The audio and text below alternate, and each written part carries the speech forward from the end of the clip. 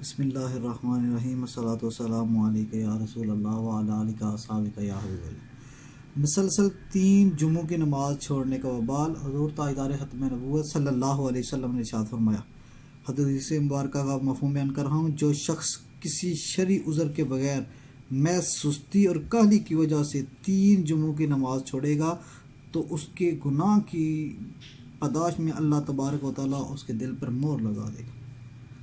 دوسری حدیث مبارکہ میں ہے، لوگ نماز جمعہ چھوڑنے کی عادت سے باز آ جائے ورنہ سزا کے طور پر اللہ تعالیٰ ان کے دلوں پر مہر لگا دے گا اور پھر وہ غافلوں سے ہو جائیں گے۔ جمعہ کی نماز چھوڑنے والے کے لیے یہ ایک سخت وعید اور تنبیہ ہے۔